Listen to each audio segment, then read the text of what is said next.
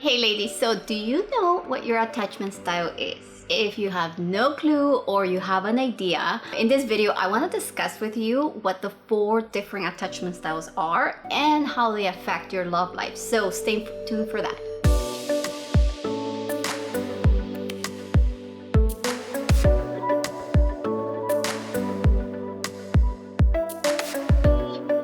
Hey, it's Lillian here, and I'm a dating and relationship coach, and I help alpha women succeed in love. So if you're an alpha woman who is looking for love, you are in the right place. Okay, so let's jump in. So your attachment style is formed at a very early stage in your life, and they are like the experiences that you have with your parents or caregivers, and the way they showed their love towards you, or the way they took care of you, and how you basically made an interpretation of that is how you form that attachment. So if your caregiver was someone who was very overprotective and like very micromanaging everything that you do, you probably are the same way with your partner at this moment. And if your parent or your caregiver was more of, whenever they got upset with you or you wanted their attention, they just tend to avoid you, then you will probably do the same thing with your partner now. So what happens is that we recreate the relationship that we had with our caregivers or our parents in the relationship that we have with our partners once we become adults. So there are 4 attachment styles, and the first one is the secure one, and it's the one we all want to be in, because that means you have a healthy relationship, and you have healthy relationships overall. In general, you will have really beautiful, healthy relationships if you are in the secure attachment style, if you have that. The second one is the anxious attachment style, and that is the one that I was in because of my upbringing, because of my parents and so on, and I've started to realize that years ago, and that's how I started changing things and becoming more of a secure attachment style. The third one is the avoidant, and that is when obviously you tend to become distant and cold towards people. And then the fourth one, which is I believe it's more of like the people who have that tend to be more narcissists, and that is the fearful avoidant one. And I'm gonna discuss all of those, and then you can learn from these as to which one are you and how to become more of a secure attachment style and have those beautiful, healthy relationships that you really want. Okay, so the first one I want to talk about is the anxious one, because that's the one that I know the most personally, because I have gone through that. I have gone from being very anxious to becoming more of the secure attachment style. And I also feel that this is where a lot of women tend to be, in the more anxious attachment style for some reason, but it is mainly someone who is very needy, very clingy, and you tend to need reassurance from your partner that they love you, and you're afraid of rejection and abandonment. And you tend to also, because you're anxious attachment style, you tend to attract and be attracted to the avoidant person of the avoidant attachment style. So that's what I have seen in my personal life, where whenever the person is more of a secure attachment style, I tended to feel that there was something odd about this person. And when I would meet someone who was more of the avoidant, that person became so attractive in that way.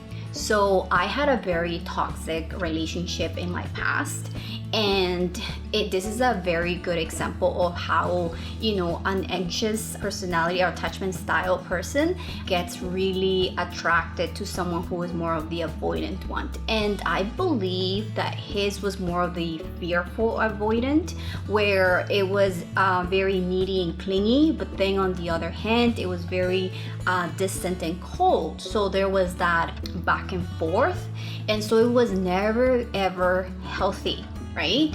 I was so anxious, so wanting, like, that attention, that neediness, that clinginess always came out, that fearfulness. And then the other person did the same thing, but then on the other hand, he was also very cold and avoidant and, distant that moment. So it was like back and forth. So it was a very unhealthy relationship to be in. And I find that a lot of us tend to seek that.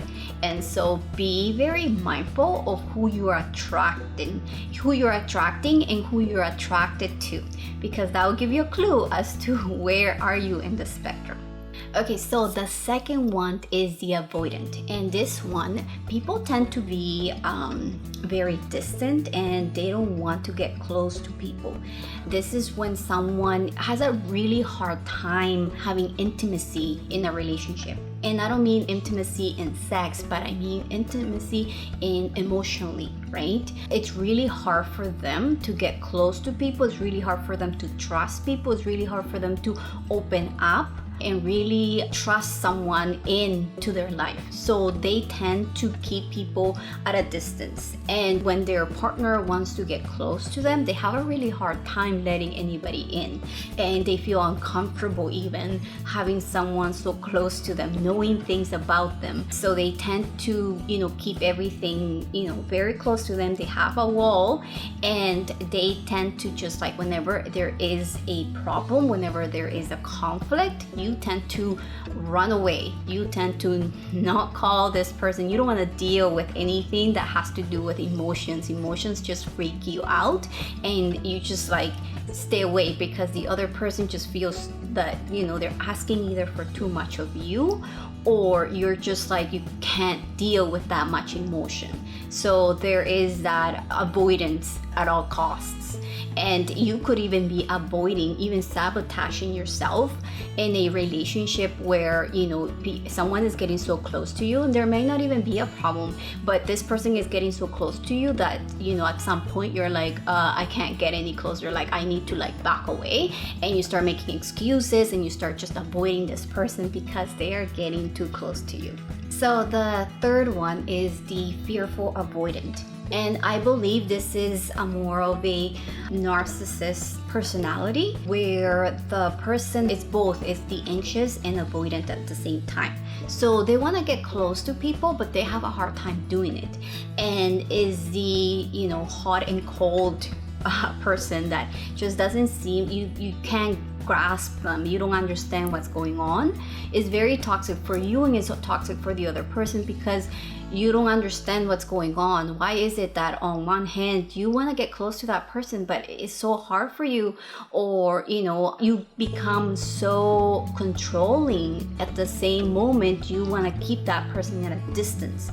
So there is that, back and forth when, it's just not healthy. So the fearful avoidant, I think, is the more, difficult one to deal with for yourself and also with someone else, right? So if you have that and you can see it in yourself, that's something that you have to be very mindful of and start changing things. Okay, so the fourth attachment style, and this is the one we all want to have, is the secure attachment style.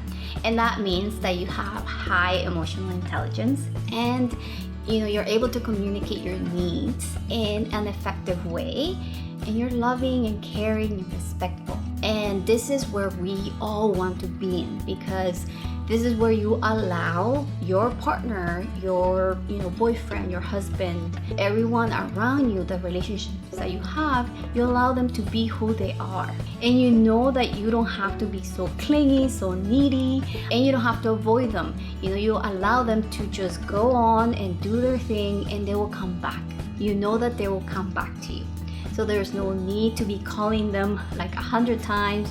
There's no doubts. You are just secure in that relationship, and you're secure in yourself. That's the most important thing, right?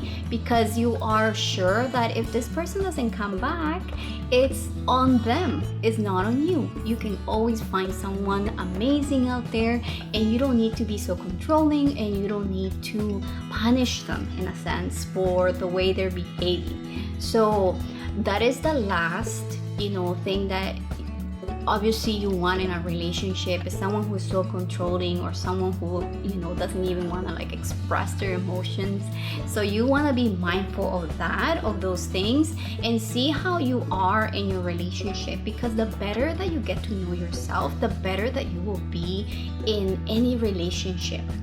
A lot of conflicts happen because of this, because you don't understand yourself, so it's hard to understand someone else. And so I think that the first thing that we need to do as women is understand ourselves emotionally, and see where it is that we need to work on in order to attract the right partner, and also to, once you are in a relationship, how to make that relationship even better, because it can always be better. You want to have the most amazing, loving relationship out there, and that starts with you working on yourself and you becoming that amazing person. Okay, so I hope you enjoyed this video, and if you liked it, please like it below, and don't forget to subscribe to my channel.